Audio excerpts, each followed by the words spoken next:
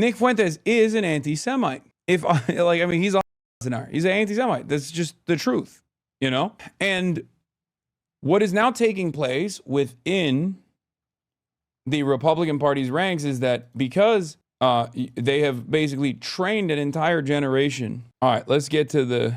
All right, I want to do two things. I want to do the white nationalist clash that's taking place in the Republican Party right now, which is awesome, and it's a real like, what did you think was going to happen moment. And then we'll do the Eric Adams gets interviewed by Z-Way, which is on the docket. Do not worry, I've been waiting to watch this real bad. My mayor, America's mayor, the real America's mayor. Investigation revealing the fierce backlash within the GOP against Tucker Carlson for his interview with controversial white nationalist and Holocaust denier Nick Fuentes. So now this controversy is rocking one of America's most influential conservative groups, the Heritage Foundation, which helped create Project 2025.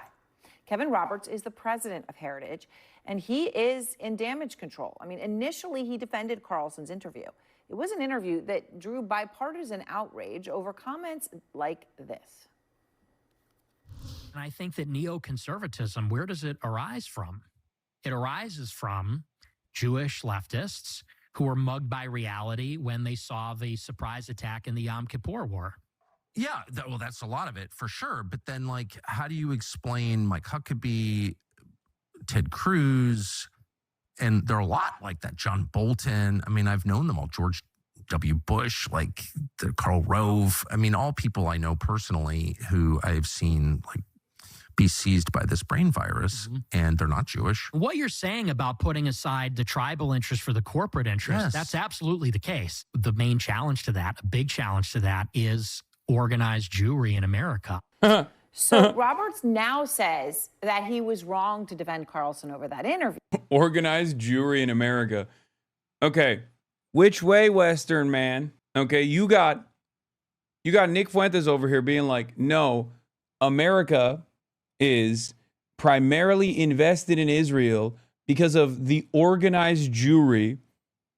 And you got me on the other side saying, no, if every single American Jew became magically anti-Zionist overnight, America would still continue to defend Israel. Okay? Now, the pro-Israel advocacy network that masquerades as a Jewish advocacy network, because it's not, does it actually have tremendous amounts of influence? Of course it does. Of course it does. Does that also have a way in priming a lot of people into firmly committing to Israel's existence, no matter how violent it may get? Yes, it does. But I'm always going to be I'm always going to analyze the situation first and foremost from the perspective of imperialism and from a materialist framework, okay? The entire reason as to why, for example, there is only one marginalized group's advocacy network that has institutional, like significant institutional power as opposed to others, even if other marginalized groups actually experience systematic racism, for example, is not because Americans by and large think Jews are magic people and they need to have a special place in American society, or because they're hypnotized by the organized Jewry, as Nick Fuentes is claiming. It's because it suits the purpose of the State Department in its endless desire to attach itself and fund the state of Israel as a destabilizing, unsinkable aircraft carrier in a resource-rich region. That is the major reason as to why the advocacy networks even exist, or it is a major reason as to why those advocacy networks have any sort of institutional prowess, any sort of institutional influence to begin with. This is why I brought up the example of, like, you know, systemic against black people that very much exists, and in a way where no such comparable marginalization in contemporary society exists for Jews. right? There is no comparison. If you were to try and make this comparison, people would laugh at you, right? People are like, what the f- are you talking about? This doesn't mean that anti-Semitism does not exist. It does. But at the systemic level, there is, especially now, no institutional anti-Semitism. There used to be, I mean, Jews were from going and getting higher education. Like, there were definitely instances in American history in our not so distant past where Jews did experience systemic discrimination.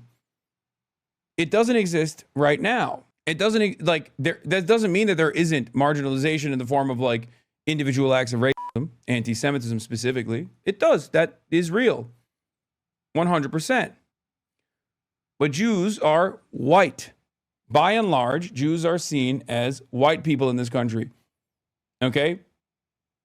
Just as there are no systemic forms of discrimination against Irish people or even Catholic people nowadays, okay?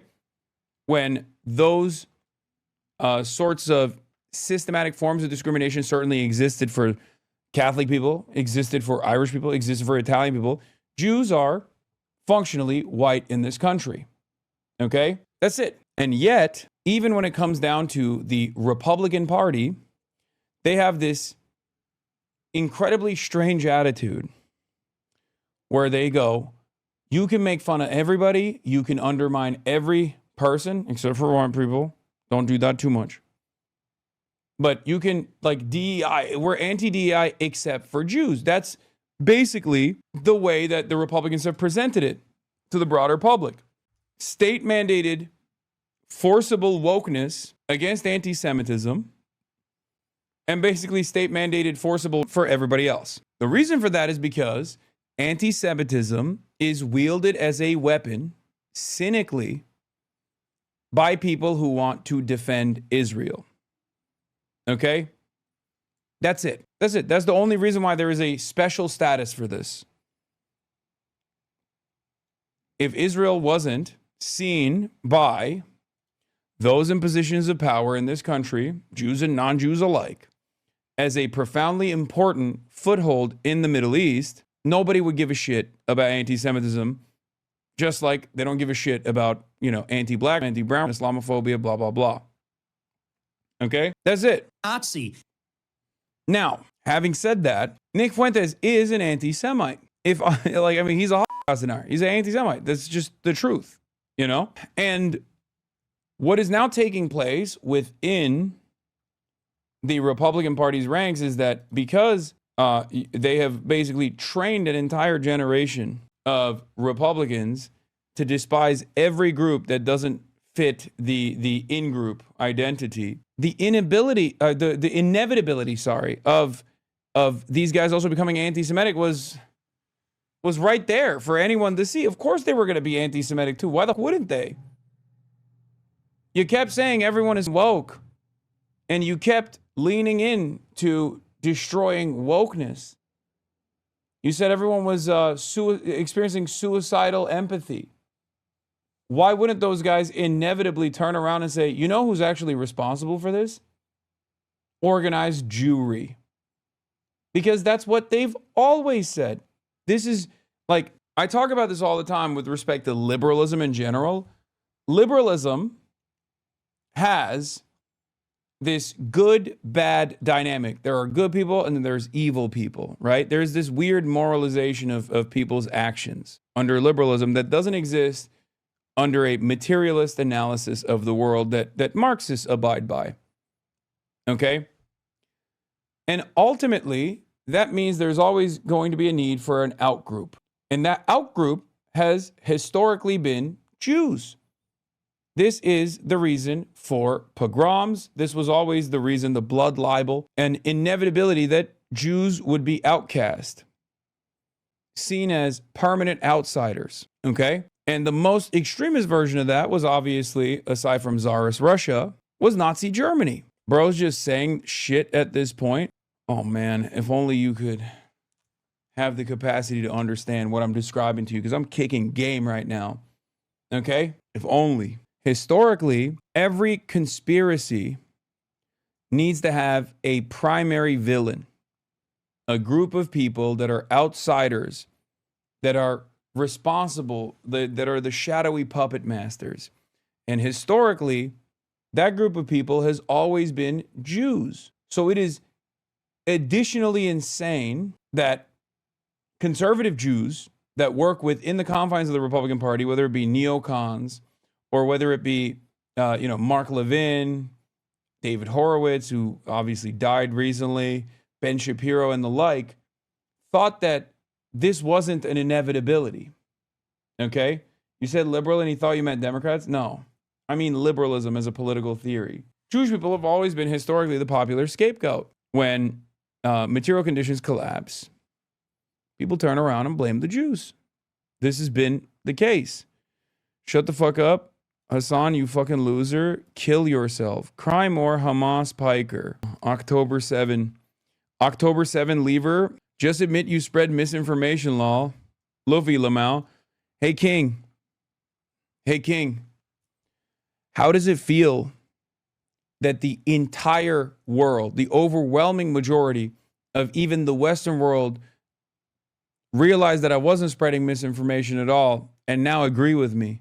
How does that feel, brother? That's gotta hurt. Give it a couple more years. You'll realize that I'm one of your last remaining allies. If trends continue the way that they do, you'll be coming in here once again to be like, I am so fucking sorry. Well, I don't think you'll be around to see it because now that we realize that you said fucking kill yourself, you'll probably get a site-wide ban, but...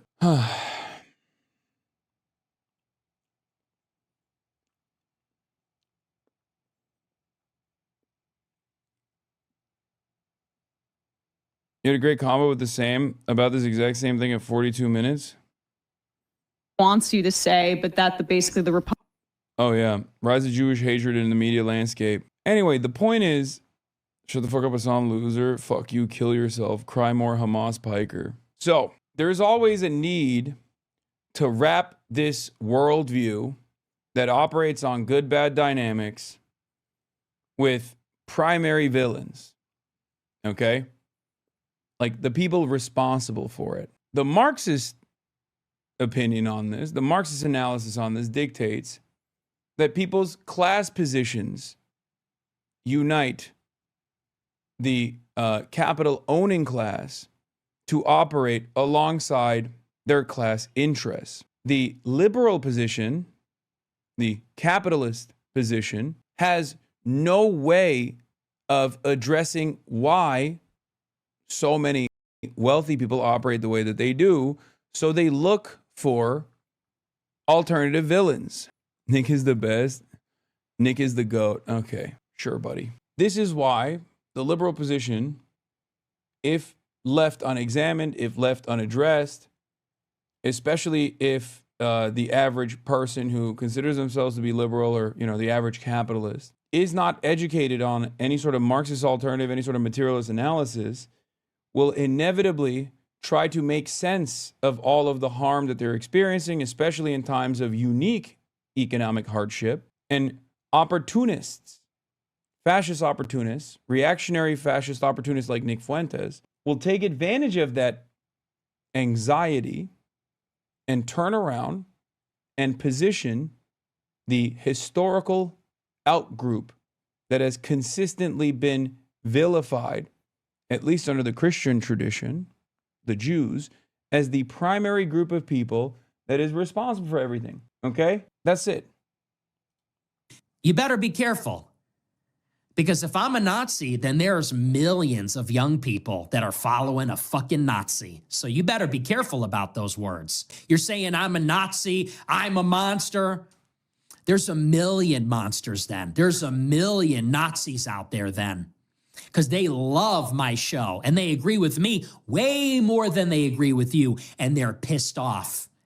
How's he still doing this? I'm not a Nazi bit? No, he's not doing it. He's basically saying, like, what are you going to do about it? I don't think he's saying that he's not a Nazi. I think he's saying that, you don't know what's coming. He's gloating. And they'll follow me into battle. So you better be real careful. You're barking up the wrong tree with that. Yeah. Anyway, the Groypers were mad at Ted Cruz calling him a Nazi, of course, because the term, the Nazi moniker is still met with a lot of resistance by broader society. That's why neo-Nazis try to hide their power level.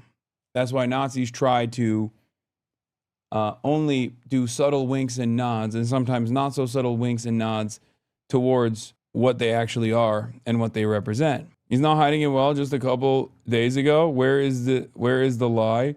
Fuentes, Jews are running society. Women need to shut the fuck up. Blacks need to be in prison for the most part, and we would live in paradise. But I'm sure I'm taking this out of context, right? Where is the lie? His fans fully understand the situation and are also now tweeting out screenshots of their woke lib parent texts asking them if they like Nick. The only difference with the original Nazis is that they were ex-militaries from World War I, while in his case, it's mostly virgin incels afraid of going outside. Yeah, but the more we spend time online, the more damage you can fucking do. Own your fucking mom, dude. Time to stand up to that bitch. Time to stand my ground, says Johnny Football. So you follow/listen to Nick Fuentes? Yes. That's sick, bro. Fucking sick. I just own my mom in the marketplace of ideas. That bitch. Yeah. No more nap time. Yeah, my bitch ass mom, dude. The problem is, like I said, you don't know who you're talking to on the internet. You don't know their background. In many instances, you just have no idea who the fuck you're talking to. So the difference between, like, in this moment, you can kind of get a better understanding of who this person is. But they obviously could present themselves as like yet another person. And when you have a fuck ton of losers who spend every waking moment indoors, for example, online, you can have motion online. And unfortunately, the more we spend time online, the more we greatly overemphasize what kind of motion people like Nick Fuentes have. Even if in the real world, most people will be like, what the fuck are you talking about? Shut up. The current crisis at the Heritage has been a long time in the making, a deep dive into the history of right-wing anti-Zionism and anti-Semitism. This is a useful genealogy of right-wing anti-Zionism, but searching for a respectable America First anti-Zionism in 2025 is a bit like searching for a respectable liberal Zionism. Those voices exist, but they are few and far between, and swimming against the dominant current. In theory, you may be able to pluck the Amcon brand of anti-Zionism out from the morass of conspiracism and revanchism in which it swims. In practice, it is inseparable. I agree. One of the funniest aspects of this that a lot of people don't understand is that because this movement is primarily online, you do sometimes end up seeing these unique voices in the real world. And the example I will, of course, point to is the two different Groypers that Sneeko caught outside of the Zohran Mamdani rally. One was a brown dude, a Muslim brown dude, and the other one was Mexican. Both were brown. Both were Nick Fuentes acolytes. That to me is a testament of how extremely online this movement is. Sneeko himself is an ally of Nick Fuentes. He also happens to be fucking Haitian and Filipino, and now also Muslim. He reverted to Islam as well.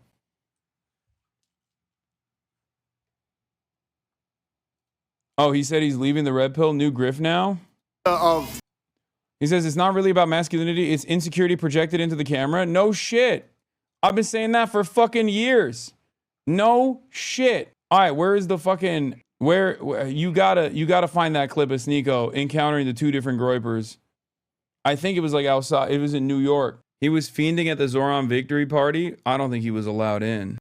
Yeah, look this. Way, bro. Yo, you ballsy with that fucking hat, nigga. Wait, yo.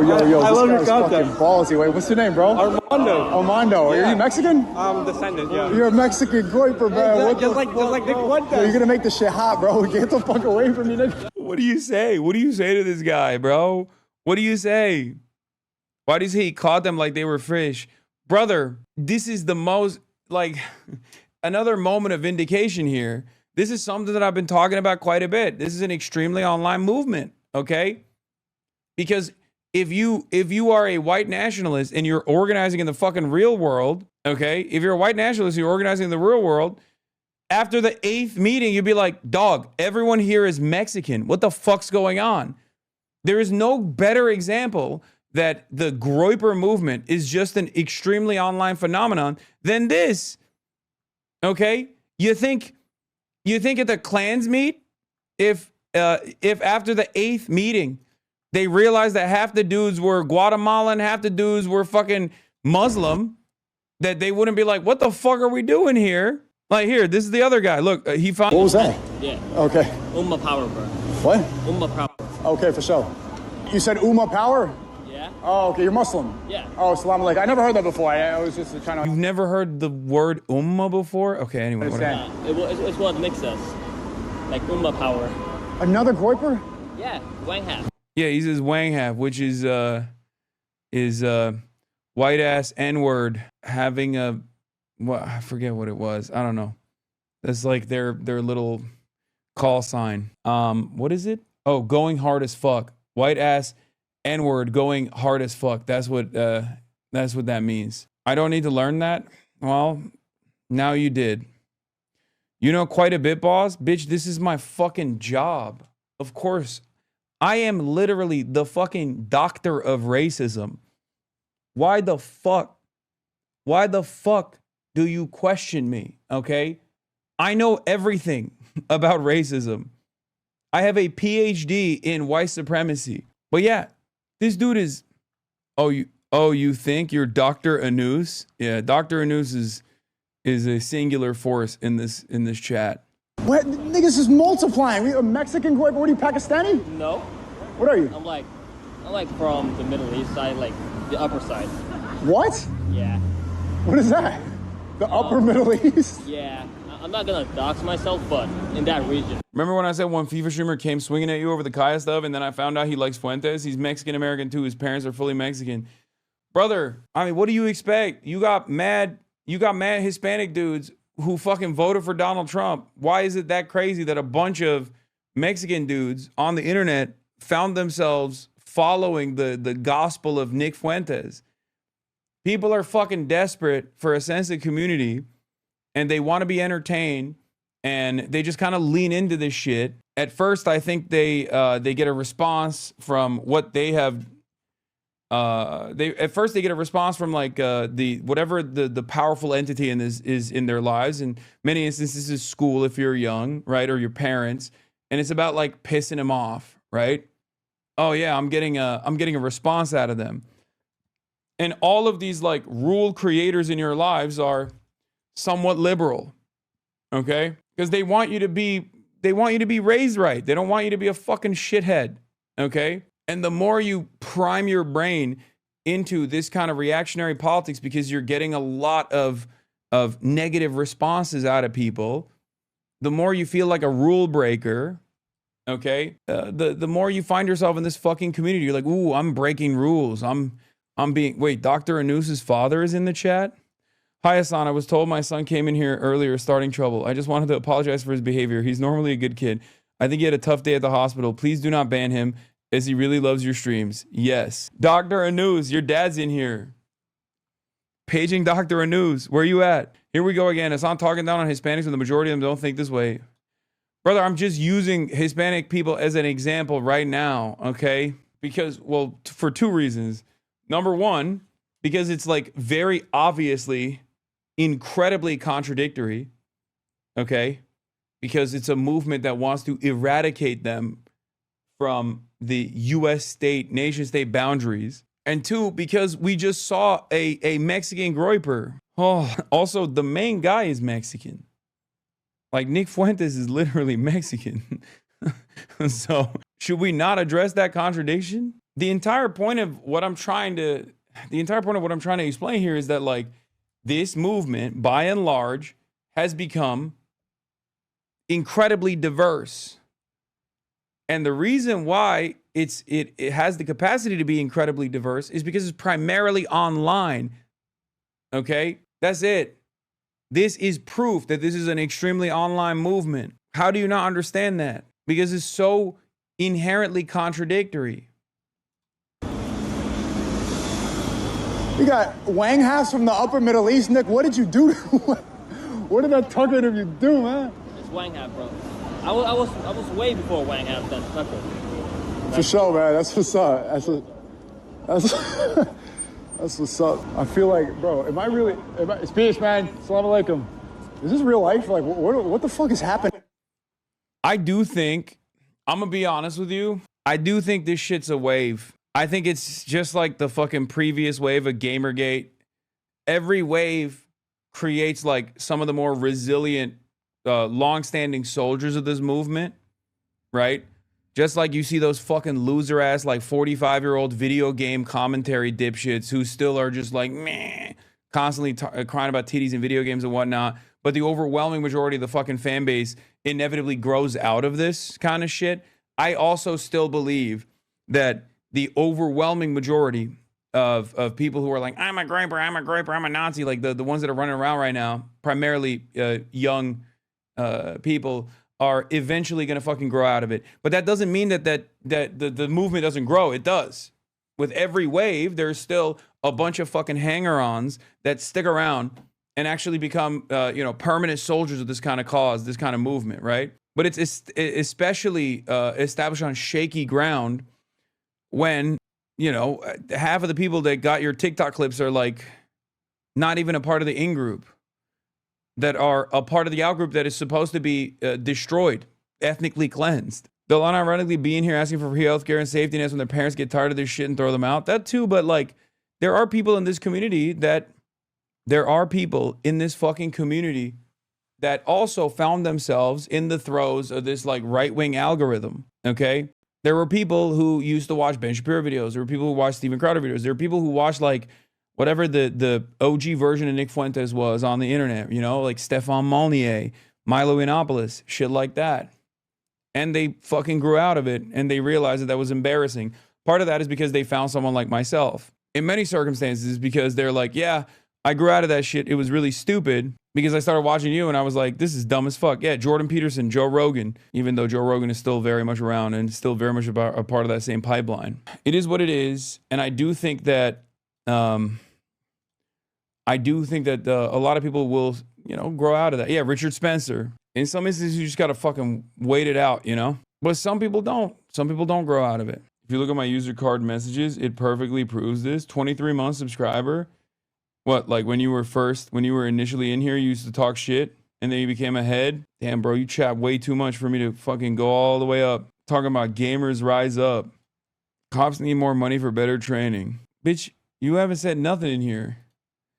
How is it that we can allow these clowns who don't even know how much any common thing costs tell us that we can't/don't deserve $2,000 checks? You fucking jebaited me. Use the middle mouse button. It doesn't always work. Baited you into reading about gaming? Yeah, I see that. Okay, stop. I keep reading the same shit. Anyway, I do still believe that these guys will grow out of it, okay? They will. But it'll take some time. And it's really fucking annoying in the process. But in the meantime, let's take a look at what the fuck's going on at the Heritage Foundation. The little gropers keep finding themselves breaking these rules, But maybe it is too late. I mean, Republican after Republican are now calling out both Carlson and Heritage, including Republican Congressman Randy Fine, who is Jewish. When widely respected. Oh no! Don't bring out this guy, brother. Don't bring out this guy. I mean, like, yeah, Nazis are fucking gross. Neo-Nazis are gross and evil, but this guy is just the Jewish version of that. Like, what are we talking about?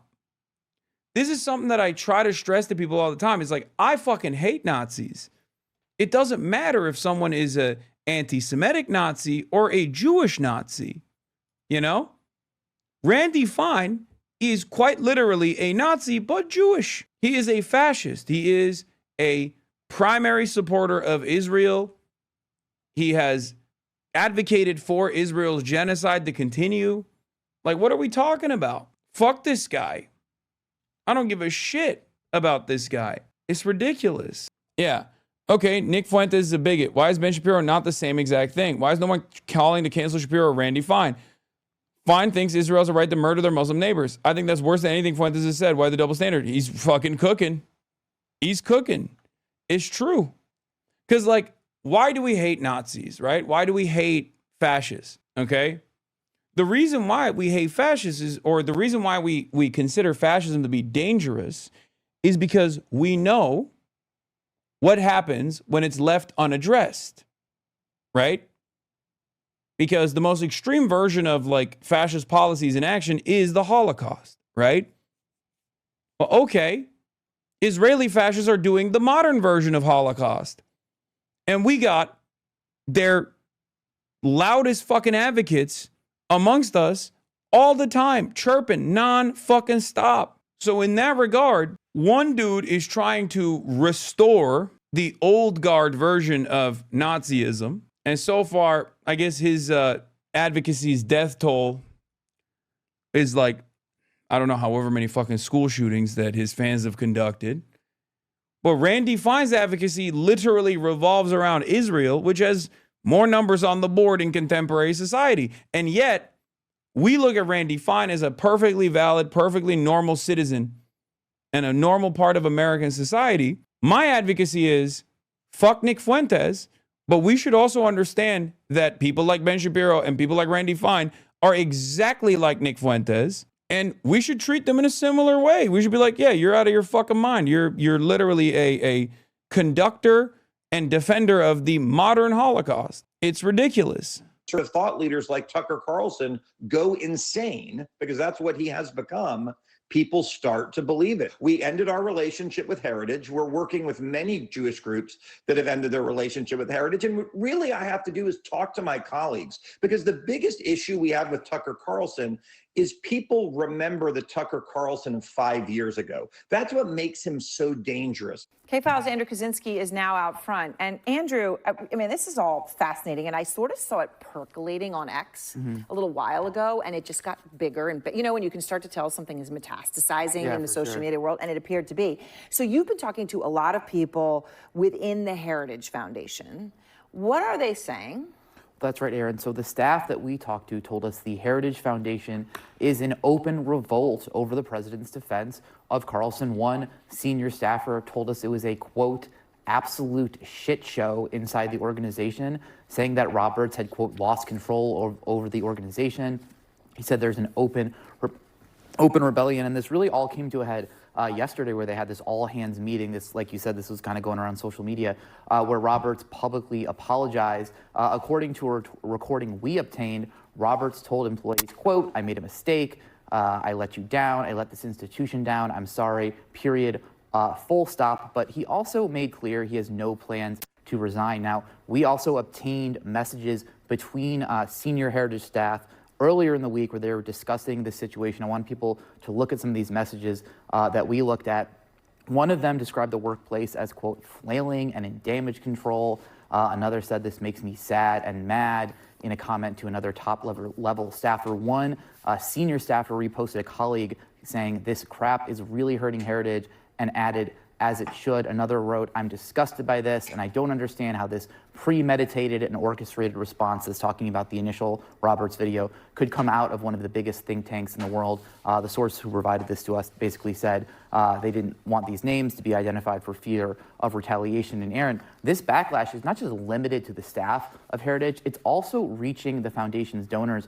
One major donor whose organization contributes more than $500,000 annually to Heritage Foundation told us that they had totally lost faith in Roberts. You can see their quote right there. They said, I'm waiting to see how things play out, but if Kevin remains as president, we will not be giving to Heritage. Likewise, the Zionist Organization of America, that's actually the oldest pro-Israel group in the United States, announced that it was withdrawing from Heritage's initiative on anti-Semitism unless Roberts publicly apologized and retract his praise for Carlson. Now, current and former staff that we spoke to, they really say this is part of an identity crisis that's at Heritage. It's pitting the longtime policy experts, people who have been there. It's so crazy that it's like, it's different flavors of fascism. That's it. Just in, the Trump administration asked the Supreme Court to stop by 9:30 tonight the court orders requiring payment of full November SNAP benefits. Wait, what? Hilarious that Greenblatt is still literally the last guy. He's still ranting about protecting Jews in New York. Yeah. Kevin Roberts made everybody mad. It's just incredible how much Kevin Roberts and by extension Heritage have managed to piss everyone off in just over 1 week. All thanks to a 2-minute video. Nick Fuentes last night. Kevin Roberts. Kevin Roberts, We're going to fight for these young guys. Yeah, well, you lost them after your apology, cuck. Nobody respects you and nobody respects heritage. You're finished. Just a matter of time. Just wait. I cannot believe how much prestige this motherfucker got for being anti-Israel for years due to his anti-Semitic position. Like, it's not like he's anti-Israel because he loves the Palestinians that are being slaughtered. You know, he doesn't give a fuck about them at all. He hates Muslims. And depending on his career ambitions, he might even hate Muslims more than he hates Jews, right? Like, for years, birthed this newer crop of Roberts, of operatives that actually came in under Roberts in 2021. I mean, it's amazing. Heritage used to be, okay, you would go there for economic papers and you go, you know, for traditional, more conservative, small government. Right now, it's become this very, very different thing, Project 2025 and on, right? yeah, by the way, the funniest thing about Heritage being like, we got to be more Nazi, actually, is that they literally wrote Project Esther, which I warned about, which the Trump administration was following when they tried to deport Mahmoud Khalil and Mohsen Mahdawi and many others. They wrote Project Esther. That's their thing. And I told you back then, this shit has nothing to do with anti-Semitism, obviously. Former Heritage Foundation official straight up admits that Project Esther was designed to contradict and rebut and silence people who say Israel's committing a genocide. Were the key factors that led your organization to decide to cut ties and withdraw? Well, if one looks at the video from Kevin Roberts, the head of the Heritage Foundation from last week, he said he would back Tucker Carlson and Heritage would in all situations, would never disavow him. But after he set up a straw man and demonized Jews, those who were protesting Tucker Carlson's speech, as if they were a venomous coalition out to get Tucker. Tucker is obviously the one being venomous in this situation. If you look at the people he's now bringing on his show and the things he is saying himself, when he talks about Israel committing genocide in Gaza, So is the Heritage Foundation anti-Semitic now? Yeah, there's always been anti-Semites on the right. It's just that there's a level of anti-Semitism that's permissible as long as you're pro-Israel. And the problem here is that the anti-Semites, the most visible anti-Semites now on the right, are also anti-Israel. That's the fucking issue. That is the Candace Owens dynamic. Ben Shapiro, who is Jewish and very pro-Israel, hired Candace Owens knowing full well that she was anti-Semitic. But at the time that Candace Owens was hired by Ben Shapiro, she also happened to be pro-Israel. Post-October 7, Candace Owens saw whichever way the wind was blowing and realized, oh, I shouldn't just be anti-Semitic, I should also be anti-Israel. That's when she got fired, okay? And the same goes for a lot of these folks. It's not their anti-Semitism that's a problem. From the perspective of a lot of these people, it's actually their anti-Zionism, or not even anti-Zionism, but just like anti-Israel. Their anti-Israel position, born out of their anti-Semitism, that's a problem. For many of these guys, for a very long time, they just basically would try to use the anti-Israel position to hide their anti-Semitism, right? And maybe some of them were also genuinely anti-Israel. However, the anti-Israel position became a popular one, right? It became the popular position in the independent circles. And while all of the stupid fucking liberal adjacent advocacy groups like the ADL were focusing on people like myself, these guys were just running amok on the board. And they could even present their previous deplatforming as proof that they were earnest, as a proof of their honesty, to say, look, I've been deplatformed everywhere because I was saying the truth. Not just saying the truth about Israel, but saying the truth about Jews. That's the reason why Nick Fuentes became so popular in the aftermath of the collective consciousness shifting on Israel. I think for a while, the reason why they didn't really handle neo-Nazis after October 7 was because they could always point to neo-Nazis to discredit the entire movement, right? They could just be like, you see, This is how the anti-Zionist movement is.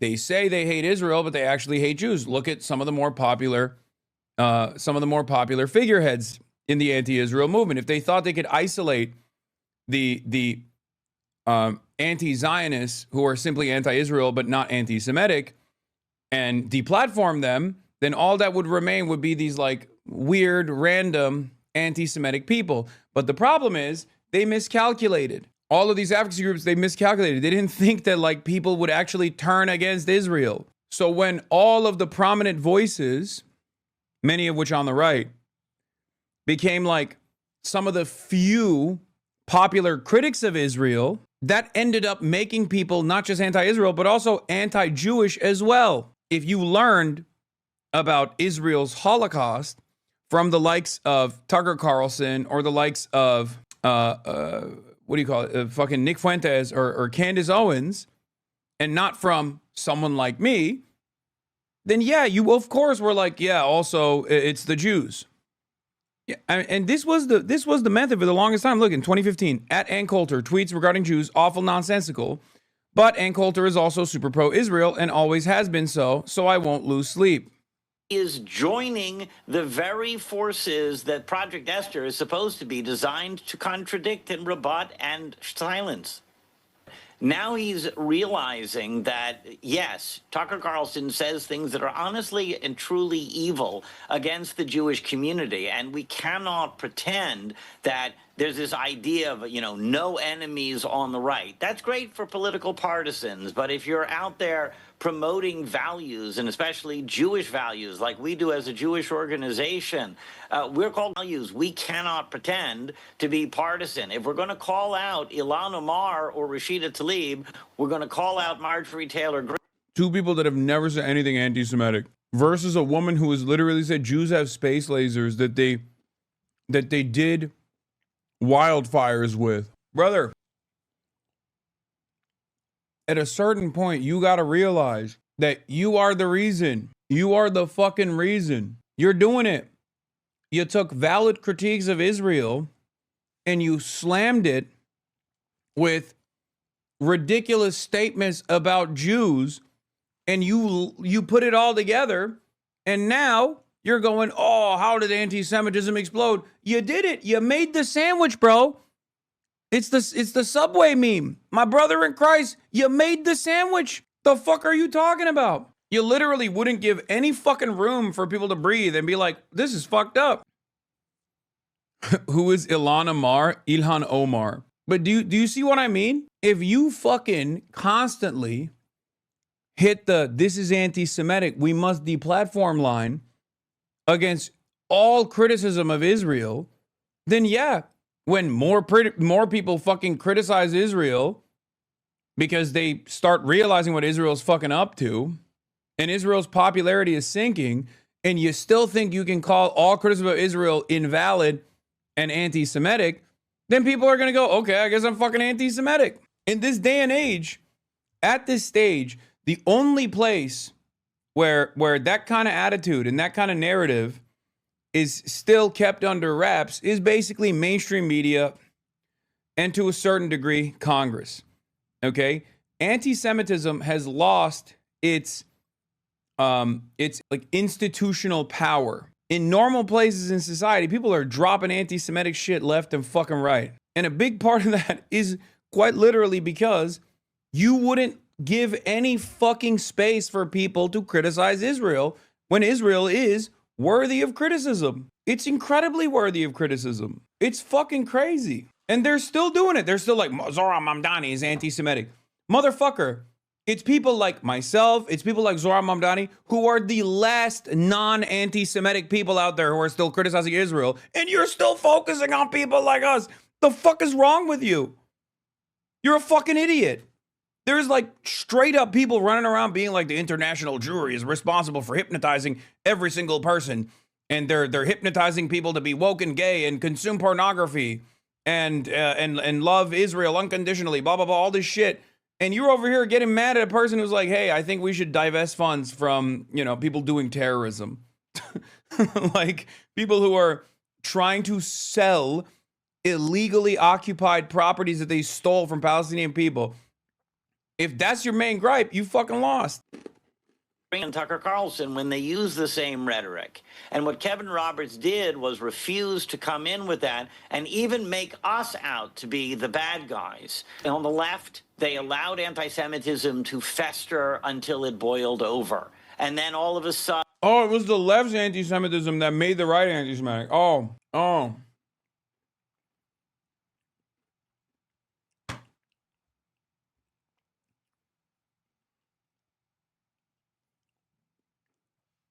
Look, I advocate for the things I advocate for because I'm stubborn and I fucking believe it. And I'll continue trying to the best of my ability, combat anti-Semitism, regardless of whatever the fuck these douchebags say. Okay? But not many people are going to do that because people go off of fucking vibes. Okay? And right now, the majority vibes are fucked. That's it.